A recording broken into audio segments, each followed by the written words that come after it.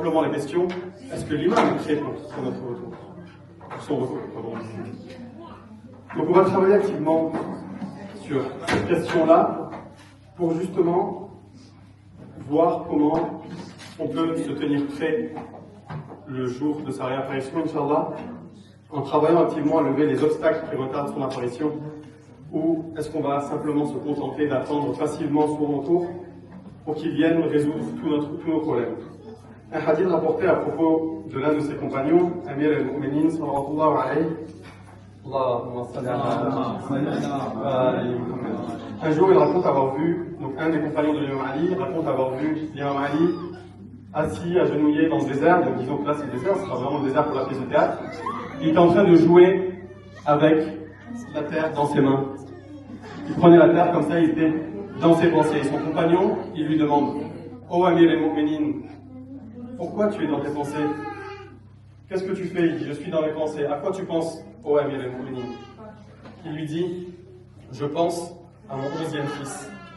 Je pense à sa grande occultation, à sa grande règle et à l'état de la Ummah dans cette période. Donc à notre état ici à tous lors de cette période. Donc c'est la période actuelle. L'absence du deuxième imam est si importante que l'imam Ali ibn Abi Talib y pensait déjà bien avant qu'elle ne se produise. Et nous, on est en plein dedans, on est en train de la vivre tous, et pourtant nous y pensons même pas. Alors que ça devrait faire partie de notre quotidien, matin, midi et soir. Un autre hadith rapporte que l'imam Ali alayhi salam disait: même s'ils ne sont pas encore nés, je connais déjà le nom de tous les partisans de l'imam Mahdi. Ces noms-là, donc je répète, le hadith qui dit: même s'ils ne sont pas nés, je connais le nom de tous les partisans de l'imam Mahdi. Ils sont connus au paradis de tous, mais sur terre, personne ne les connaît. Pourquoi personne ne les connaît? Parce qu'ils ne font pas des actions pour se faire voir. Ils ne sont pas sous les feux des projecteurs quand ils font des doigts, ils ne les exposent pas sur Internet ou partout. Personne ne les connaît sur terre, mais les noms des compagnons de l'imam Mahdi sont déjà connus dans les paradis. Inch'Allah, donc il y a le nom de ces personnes, et il y a même le nom des villes d'où ils proviennent. La ville d'origine, personne ne la connaît, donc même eux, ils ne connaissent pas. Impossible. Et donc on le sait bien, le jour de sa réapparition, l'imam Mahdi sera d'abord rejoint par combien de personnes? Les enfants, est-ce que vous savez combien de personnes vont rejoindre l'imam Mahdi au démarrage? Merci mon enfant. 73. Ils seront 313 personnes qui seront vraiment les généraux de l'imam Mahdi. Et ensuite, ils seront rejoints par combien de personnes? Ensuite, après les 313. Les 313 sont les premiers qui vont être appelés. Ensuite, 10 000. Exactement. Et donc ensuite, ils seront 10 000 personnes.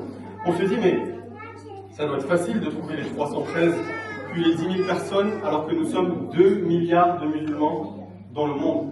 Nous sommes pratiquement 350 millions de chiites dans le monde. Et il ne peut pas trouver 313 personnes ou 10 000 personnes. Vous savez combien de personnes font le pèlerinage de Najaf à Karbala chaque année? Quelqu'un peut dire? 25 millions. Environ 25 millions. 25 millions de personnes. Et l'imam Mahdi, il n'aura pas tant qu'il n'a pas trouvé ces 313 personnes.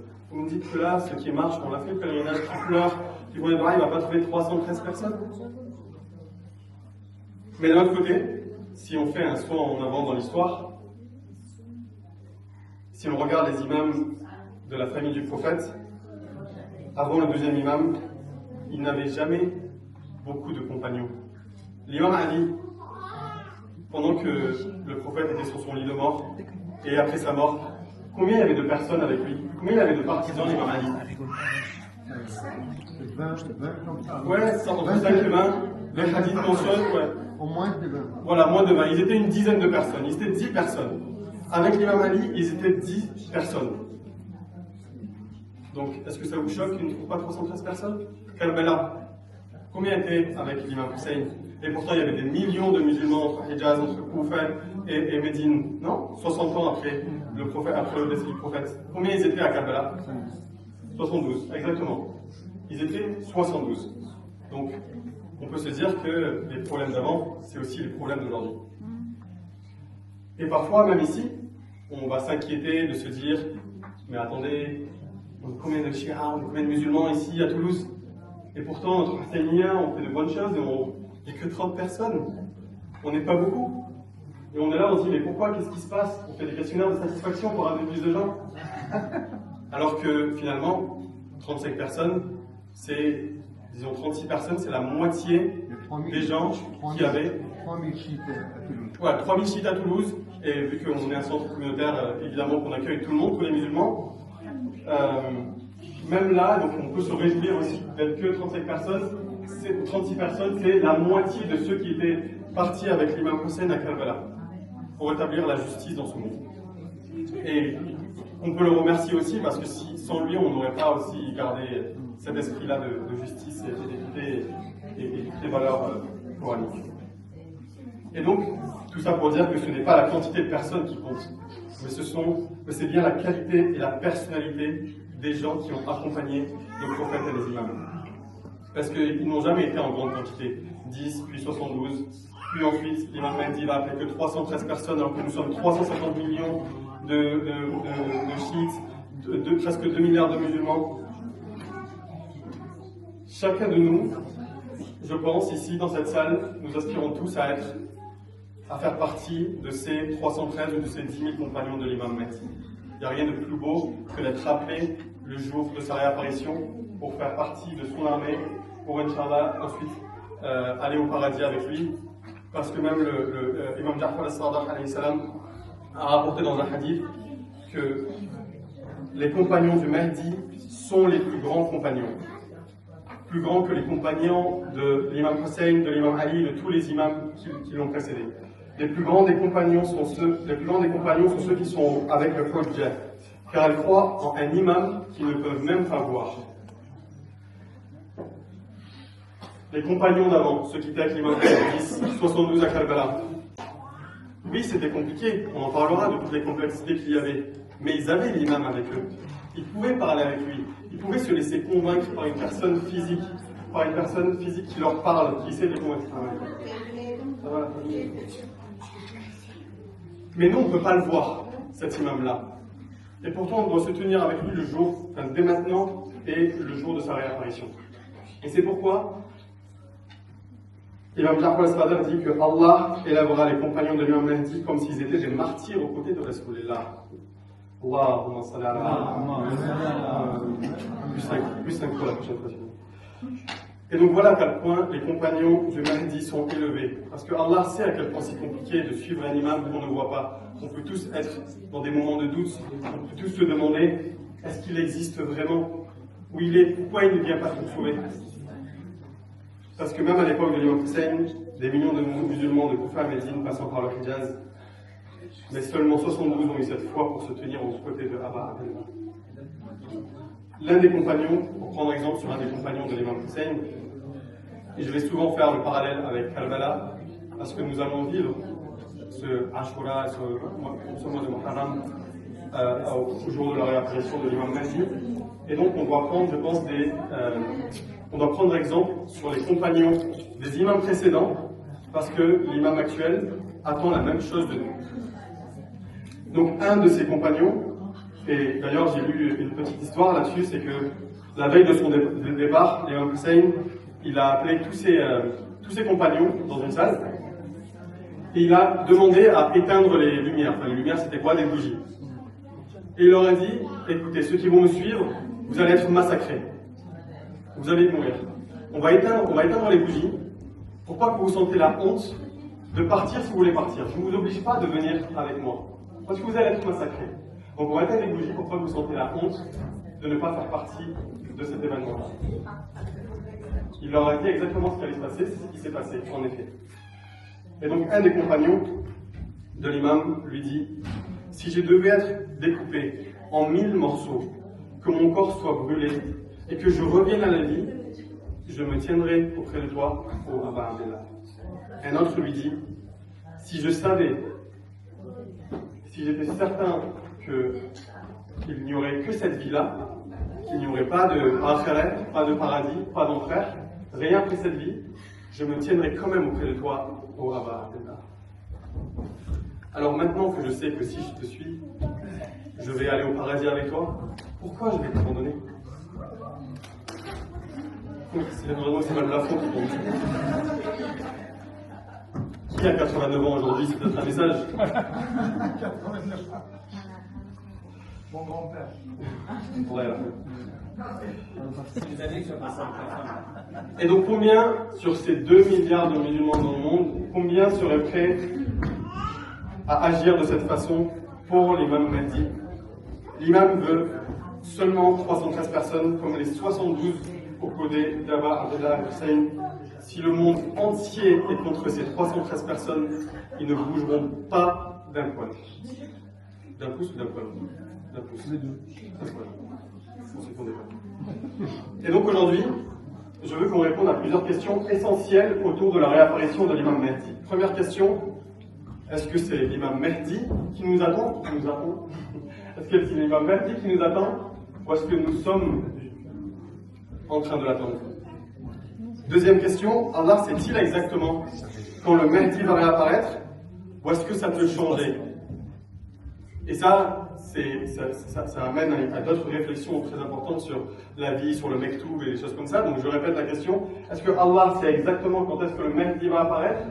Ou est-ce que nous, les hommes, avec un grand H, on peut changer la date de sa réapparition? Et si oui, en fonction de quoi? Donc on parlera notamment du concept de Bada. Ceux qui connaissent ce concept-là de Bada, on en parlera aussi tout à l'heure, et je l'expliquerai. 3. Faut-il qu'il y ait le chaos sur la terre, que ce soit complètement détruit pour qu'il réapparaisse, ou justement que le monde aille mieux? Donc souvent, et même moi, je pensais avant de faire mes recherches, qu'il fallait que le monde soit un chaos, un désastre total, pour que l'imam Mahdi réapparaisse et nous sauve. Ou est-ce que justement il attend de nous que le monde soit mieux, qu'on vienne soigner nos cœurs et nos péchés pour justement qu'il réapparaisse pour nous faire confiance? Question 4. Qu'attend l'imam Mahdi de nous pour faire partie des 313? Tout le monde a envie de faire partie de ces 313. Certains l'ont dans leur adresse mail, d'autres les ont tatoués sur leurs bras. 313. Mais qu'est-ce qu'il attend vraiment de nous? Montre ta jambe droite. Et donc, dernière question, est-ce que tous les musulmans et les chiites, lors de la réapparition de l'imam Mahdi, vont l'accueillir et vont le suivre? Ou est-ce que certains vont lui tourner le dos? Même des savants, ou les mu'minines, ou les plus croyants. Parce que logiquement, et même moi je me disais, mais logique, peut-être que je ne vais pas faire partie des 313, ni des 10 000. Je connais mes péchés, mais évidemment, si je sais que c'est le Mahdi, évidemment je vais le suivre. C'est exactement ce qui se passait dans ma tête. Et quand j'ai fait mes recherches, je me suis rendu compte que c'était pas aussi facile que ça. Et donc, question 1, est-il en train de nous attendre ou est-ce que c'est nous qui l'attendons? Donc, évidemment, il y a des hadiths qui affirment que nous attendons l'imam Mahdi pour nous sauver. Mais en même temps, il y a d'autres hadiths qui disent que c'est Al-Mahdi qui nous attend. On dit souvent, mais pourquoi il ne nous sauve pas? Il nous empêche de le voir? Mais non, il y en a certains qui disent, mais tu nous empêches de le voir, c'est le chaos total, et pourquoi tu n'apparais pas pour nous sauver? Et en fait, c'est quoi la réponse? Pourquoi il ne nous sauve pas? Pourquoi il est aussi loin de nous? C'est à cause de nous. C'est à cause de nos péchés. Nous nous éloignons de lui, on fait des doigts, mais on fait toujours autant de péchés, voire plus de péchés. Et en fait, quand on fait des péchés, et même certains, lors de mes discours sur la série, sur la prière, pour améliorer la concentration dans la prière, il faut aussi soigner son cœur et donc ses péchés. Parce que les péchés, ça nous met une barrière dans notre cœur. Vraiment, ça nous empêche d'aimer, même. Ça nous empêche de faire de bons actes et d'être concentrés lors de nos lectures de Dora ou lors de nos prières. Et là, c'est la même chose. Le fait de faire des péchés constamment, ça nous empêche, ça nous éloigne de Mahdi. Parce que les péchés que l'on fait, c'est mon père qui me dit ça, ça lui fait du mal. Parce que lui, il a 89 ans, il a 1189 ans aujourd'hui. Vous ne pensez pas qu'il a envie d'apparaître pour en terminer avec tout cela?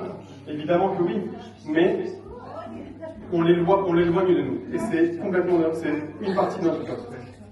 Lui, il est prêt, alors que nous ne sommes absolument pas prêts.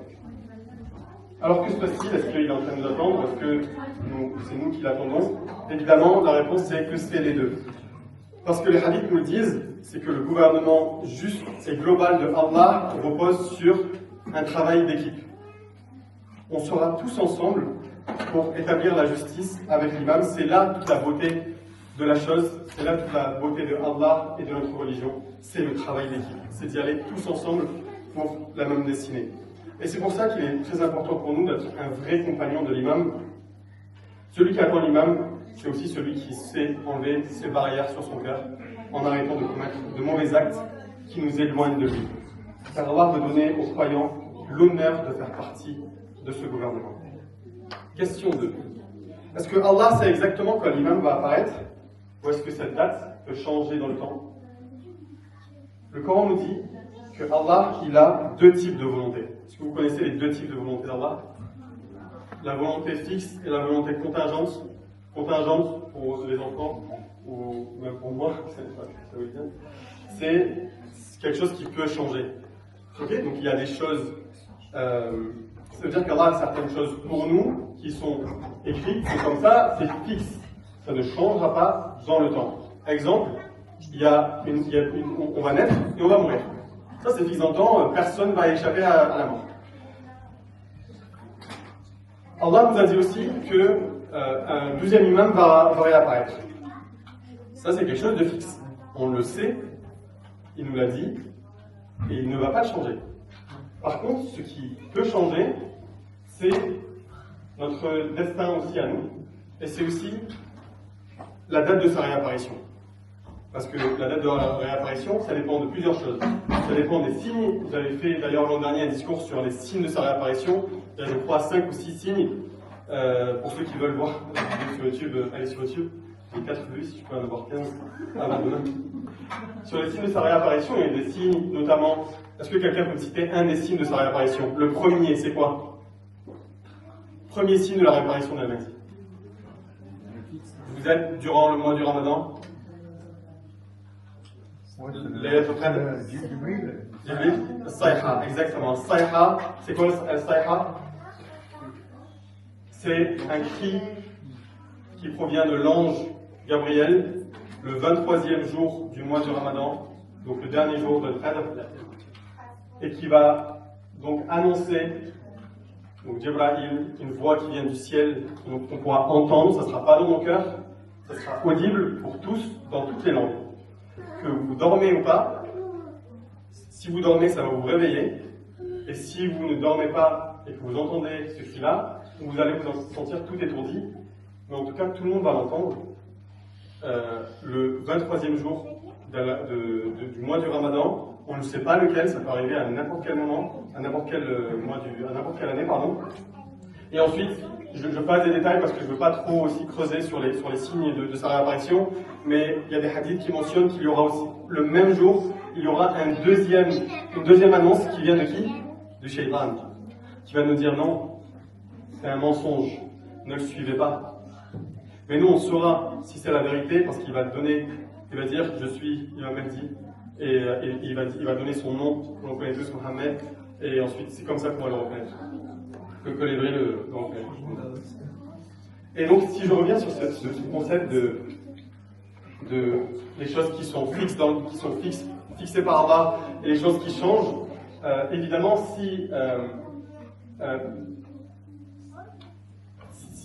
on connaît exactement la date d'arrivée, si Allah vous savez, exactement, il sait la date d'arrivée de l'imam Mahdi, mais si il nous dit que ça ne changera pas dans le temps, à quoi servent nos doigts? Ils ne serviront à rien. Pourquoi les imams nous demandent de faire des doigts pour accélérer la réapparition d'Al-Mahdi? Si la date était fixe et qu'Allah ne veut pas la changer, nos doigts ne serviraient à rien, nos actes ne serviraient à rien, on perdrait espoir. Autre exemple, peut-être plus parlant, certainement qu'Allah a écrit notre destinée, comme quoi, par exemple, je vais mourir à l'âge de 40 ans, d'un accident de voiture ou d'une crise sanitaire, comme on a été attaqué par notamment plusieurs crises sanitaires. Est-ce que ça veut dire que je peux changer ça, Évidemment que oui. Nous, surtout nous chiites, on croit qu'on peut changer notre destinée en fonction de nos comportements. Et même si Allah a écrit que j'allais mourir à 40 ans, il m'a donné la possibilité, il m'a donné un âme, une intelligence, un cerveau, pour me libérer de ça et aussi me permettre d'éloigner la date de ma mort, par exemple, en faisant des doigts, en faisant le bien avec mes proches. Il peut, par exemple, écrire que je vais mourir à 80 ans, parce que je commets de bons actes.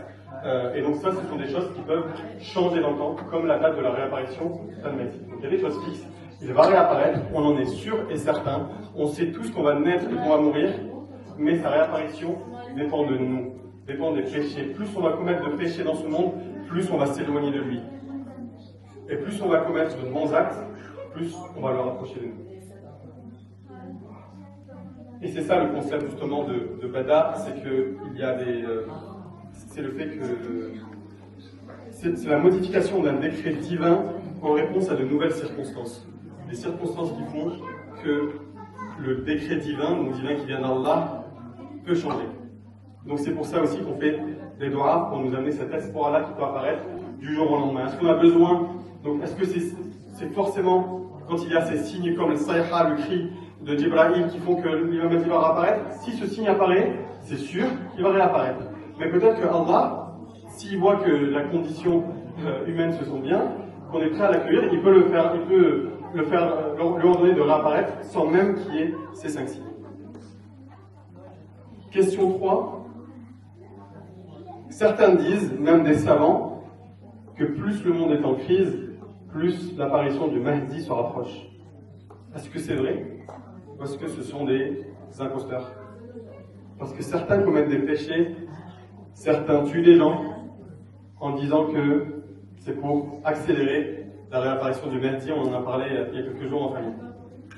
Et qu'en est-il réellement? Donc, d'après mes recherches, ces personnes-là, on peut dire que ce sont des imposteurs, ce sont des gens qui trompent les autres. Et je vais vous expliquer pourquoi.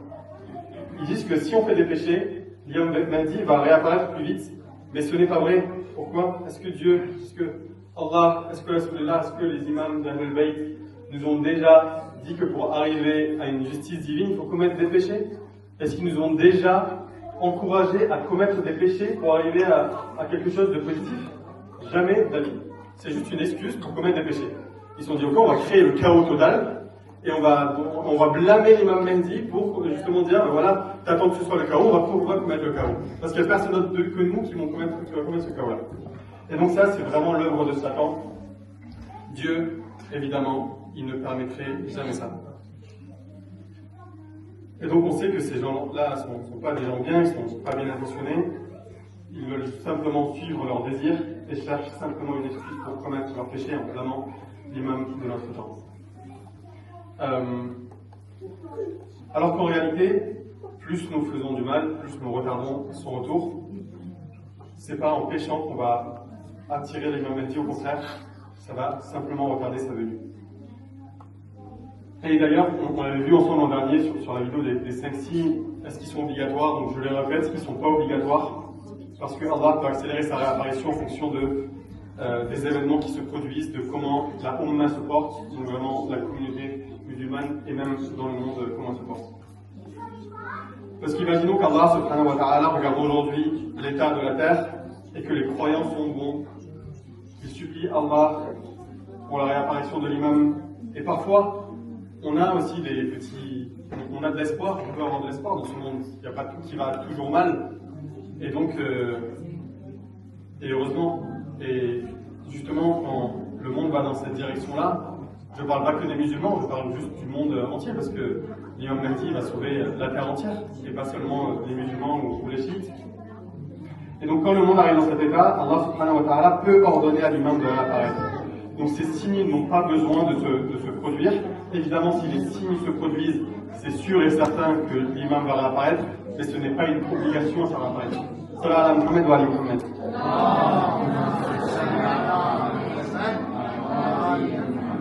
C'est pourquoi les hadiths sunnites et chiites mentionnent ce point exact. Allah le préparera en une nuit. C'est-à-dire qu'en une nuit, dès demain, il peut réapparaître s'il pense qu'on est prêt pour sa réapparition. Et donc vous voyez que Vos actions sont si puissantes qu'elles peuvent provoquer l'apparition de l'imam en une nuit. Ne pensez pas qu'il faut des années, des siècles ou des millénaires pour que l'imam revienne. Ouvrez votre cœur, faites-le bien, améliorez la qualité de vos intentions. Cela pourrait arriver en une nuit. Tous ces signes-là peuvent être ignorés si nous faisons le bien pour faire apparaître l'imam. Et donc, tout ça pour dire que c'est de notre faute si l'imam ne réapparaît pas. Nous sommes croyants, chiites, mu'minins, Inch'Allah, mais il y a certainement quelque chose qui ne va pas en nous, qui fait que l'imam ne réapparaît pas, comme il n'a pas réapparu il y a 500 ans, il y a 600 ans, et que les gens se posaient exactement les mêmes questions. J'ai perdu ma concentration, j'ai bientôt terminé. Donc je vous demande votre attention, salam ala Muhammad wa ali Muhammad. Et donc, question 4, nous sommes à 2 semaines du mois du Ramadan. Qu'est-ce qui doit changer en nous? Qu'est-ce que l'imam Mahdi attend réellement de nous? Et moi je pense souvent à ça, souvent je me demande quelles sont les qualités de ces 313. On a des millions de musulmans de chiites dans le monde, des millions de croyants dans ce monde. Et encore une fois, quand je repense à Arba'in, quand je vois les chiffres du nombre de musulmans de chiites qu'il y a dans ce monde, j'arrive pas à croire qu'on n'arrive toujours pas à trouver ces 313 parmi eux. Et comment faire partie de ces 313? Est-ce que moi qui travaille, qui ne fais pas les doigts toute la nuit ou autre, est-ce que je peux faire partie de ces 313? Et je vous avoue que des fois ça me perturbe parce que je sais pas. En fait, ce qui perturbe le plus souvent, c'est de ne pas savoir. Et j'ai trouvé ma réponse dans mes recherches en observant les compagnons de l'imam Hussein. Et donc laissez-moi vous ramener 14 siècles en arrière. J'aimerais vous demander qu'est-ce qui a mal tourné pendant l'ère de Hussein. Pourquoi il avait que 72 compagnons? Pourtant il y en avait énormément, à Koufa on l'attendait. Il y avait énormément il y a des millions de musulmans, il y en avait énormément qui étaient avec lui. Pourquoi il n'était que 72? Qu'est-ce qui s'est passé? Qu'est-ce qui a mal tourné? Est-ce que vous saurez me dire? C'est simplement parce que ce sont ces 72-là qui sont restés avec lui et qui étaient prêts à se sacrifier, alors que les autres l'ont soit combattu, soit ils ne se sont pas impliqués. C'était quoi le problème? C'est qu'ils étaient simplement parce qu'ils étaient distraits par ce monde. Ils étaient distraits par les choses matérielles de cette dunya. Et c'est quoi ces choses matérielles? L'argent, c'est souvent l'argent, parce que... Et donc, quand Ibn Ziyad a mobilisé une armée massive pour combattre l'imam Hussein, il leur a promis quelque chose. Je vais parler d'argent, donc je pense que ça va avoir plus d'attention.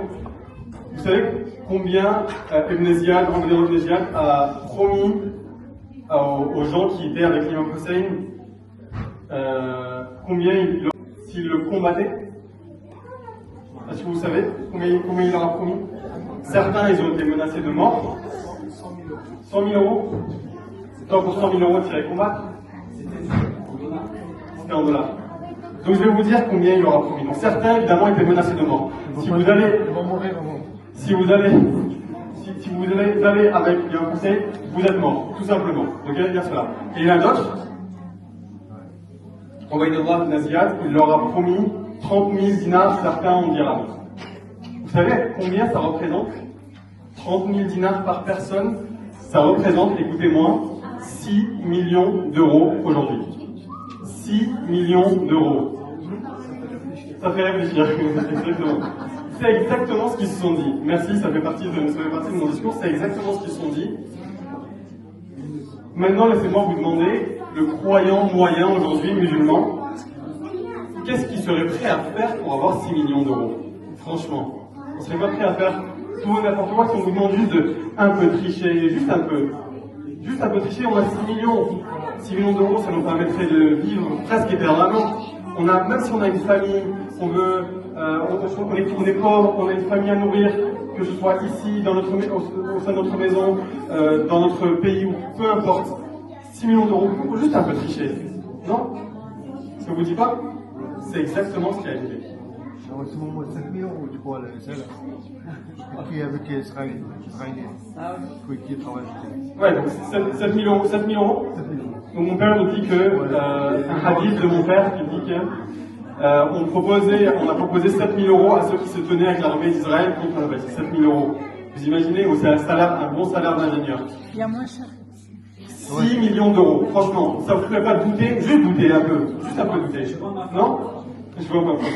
Et donc, nous, voilà, on serait prêts à piétiner notre religion, à compromettre nos valeurs de l'islam pour 6 millions d'euros, et même bien moins que ça pour certains. J'ai pas de miroir entre nous. Certains sont prêts à tuer, à frauder un peu, même tuer des membres de leur famille pour avoir 6 millions d'euros. Oui, des musulmans. Et donc voilà, on serait prêt à tout faire pour avoir ces 6 millions d'euros, et souvent des choses qui sont néfastes. On le sait, c'est ce qui se passe dans le monde aujourd'hui, sur le monde des réseaux sociaux, comment se faire de l'argent rapidement. Souvent, c'est en passant par des choses qui sont haram, essayer de vendre des pieds, mais personne. Et donc c'est là qu'ils ont échoué à leur épreuve. Et le moment où votre cœur s'accroche à ce monde matérialiste, vous avez aussi échoué à cette épreuve. Et donc vous ne serez pas des 313, parce qu'il faut se dire que, comme ils l'ont fait pour l'imam Hussein, certainement qu'ils vont le faire de la même façon. Ils l'ont fait en 2024 en Israël, ils ont dit 7 000 euros, c'est une chrétienne. Vous imaginez 6 millions d'euros. Juste 10 000 euros. On dit 10 000 euros et vous n'allez juste pas avec l'imam Mahdi. Vous faites rien, vous restez chez vous, vous faites rien. Bon, on se dit, ok, on va rester, on va se trouver 1 milliard d'excuses pour rester. Et du coup, c'est absolument pas différent de l'ère de l'imam Hussein. C'est pour ça que j'aime bien faire le comparatif avec ce qui s'est passé à Karbala. Parce que ce qui s'est passé à Karbala, c'est que l'ennemi a acheté les partisans de l'imam Hussein. Beaucoup ont accepté. Et donc, aujourd'hui, ils le font encore et ça fonctionne encore. Donc, on ne peut pas se dire non, mais c'était il y a des milliers d'années. Non, c'est exactement la même chose, il n'y a rien qui a changé. Parce qu'aujourd'hui, la plus grande peur des gens, c'est quoi? C'est de perdre leur emploi. Je veux toujours la stabilité financière. Qu'est-ce qu'on demande dès qu'on rencontre quelqu'un? Tu fais quoi dans la vie? Non, c'est la chose la plus importante aux yeux des gens. On ne dit pas, je suis père de X enfants, mère de nanana, c'est des choses qui sont bien. On va directement parler de notre emploi. Alors que, on sait très bien c'est qui le Razzaq, le plus grand des Razzaq, celui qui donne, celui qui subvient à nos besoins, c'est pas Allah. Alors que nous, notre Razzaq à nous, c'est notre employeur. On se dit, si je veux faire mon travail, j'ai plus rien, comment je vais faire pour nourrir ma famille, etc. Alors que si on fait juste confiance à Allah, tout ira bien. Évidemment, ce que je vous dis, c'est pas des leçons pour vous, c'est des leçons surtout pour moi que j'essaie de vous partager. Question 5. Est-ce que tous les musulmans et les chiites vont suivre l'imam Mahdi? Et c'est la dernière question. Est-ce que tous les musulmans et les chiites vont suivre l'imam Mahdi, ou est-ce que certains qui seront que l'imam Mahdi, le vrai imam, ils lui diront retourne au fils de Fatima? Désolé, juste pour revenir à tout à l'heure, on parle de 6 millions d'euros pour vous acheter, mais si l'imam Mahdi, Cyril par exemple, on te dit, l'imam Mahdi, il te dit, Cyril, si tu veux m'accompagner, tu dois vendre ta maison ou l'abandonner, tu vas vivre dans un studio avec tous tes enfants. Tu vas dire non mais pour combien de temps tu vas payer ça en 3 mois, 4 mois? Non, je te dis pas, je sais pas. Évidemment, on ne sait pas. Si on te dit tu dois vivre dans un studio avec tous tes enfants, je te dis pas pour combien de temps. Ta voiture, tu la vends. Ton salaire, tout ce qui excède 500 euros, par exemple, tu me le donnes. J'en ai besoin. Ça serait pas plus simple? Ouais, non mais c'est pas, en fait, évidemment, c'est pas la question. On ne demande pas de vivre pauvre. C'est juste un exemple pour vous dire que plein de choses peuvent nous faire c'est l'imam Mahdi qui vous demande ça. Vous ne douterez pas, franchement, de tout le luxe qu'on a?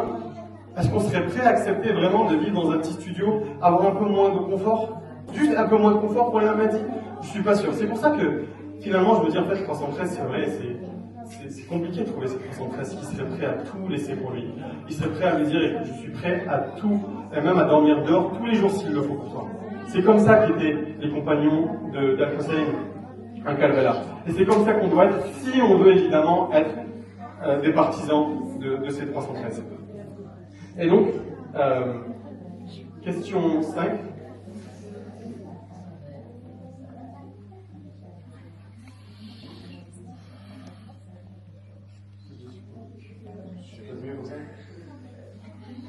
Question 5. Ah oui. Est-ce que tous les musulmans et les chiites vont suivre l'imam Mahdi, ou est-ce que certains, alors qu'ils sauront que l'imam Mahdi c'est lui, lui diront « Retourne au fils de Fatima ». Je dis bien « Retourne au fils de Fatima » parce qu'il y a un hadith qui nous dit qu'il y a même des érudits, donc des savants, que le jour de la réapparition, au moment de la réapparition de l'imam Mahdi, même des grands savants vont dire « Retourne d'où tu viens au fils de Fatima ». Ils vont dire « Mais n'importe quoi ». Dédie leur vie à la religion, à Ahlul-Bayt. Comment ils vont dire ça? Et c'est de ça qu'on va parler rapidement. Et donc ces gens-là, on ne parle pas des gens qui doutent de sa réapparition. Parce que, encore une fois, on nous demande de croire en la réapparition d'un imam qu'on ne voit pas. On nous demande de suivre un imam qu'on ne voit pas. C'est normal qu'on ait des doutes. On a tous des doutes là-dessus. Mais là, je vous parle des gens qui, le jour de sa réapparition, ils vont lui dire, des chiites, des musulmans, des croyants, des savants, tous, ils vont lui dire, « Oh imam, retourne d'où tu viens ». On a des hadiths qui vont parler, donc évidemment, si c'est ce hadith, évidemment, de la vérifier. Et donc c'est très probable qu'il va s'arrêter.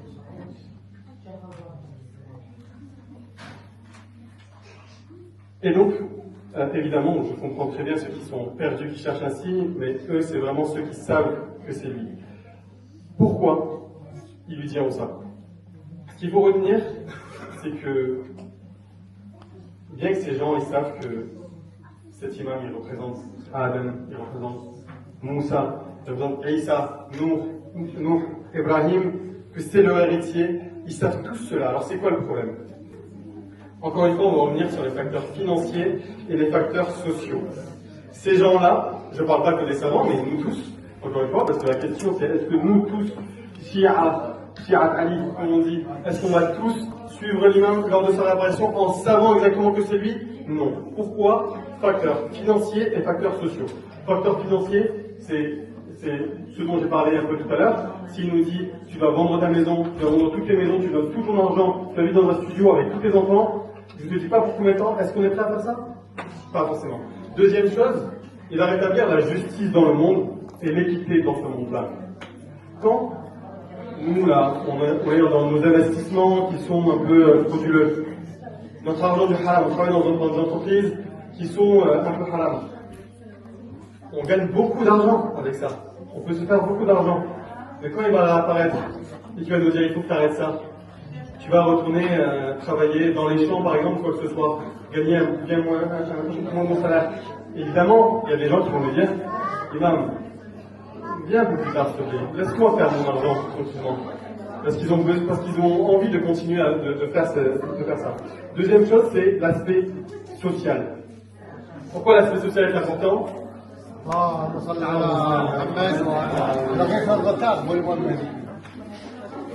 Et donc, la deuxième dimension, c'est le statut social.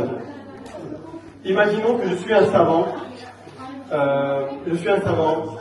Il y a beaucoup de savants qui ont beaucoup la lumière sur eux. Il y a des personnes qui vont venir, ils vont leur embrasser la main aux savants. Ils sont là, ils sont connus de partout. Et là, même nous, ils n'auront plus la lumière sur eux. On va directement voir l'imam Mahdi, on va se concentrer sur l'imam, parce que c'est lui qui aura la lumière. Salut ala Muhammad wa alaykum.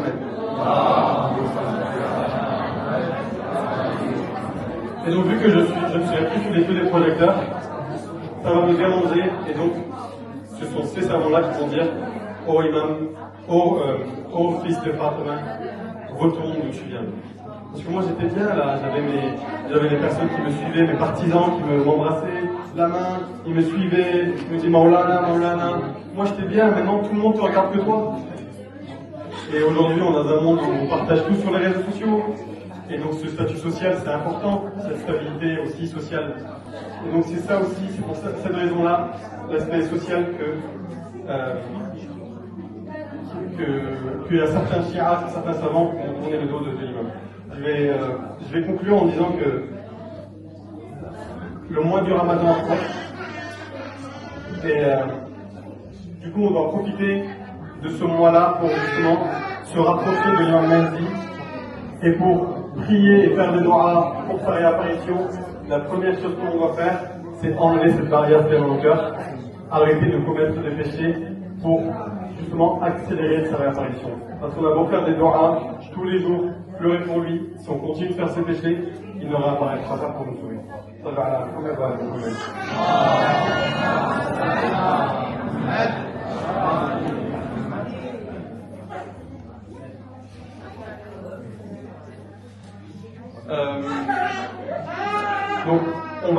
partager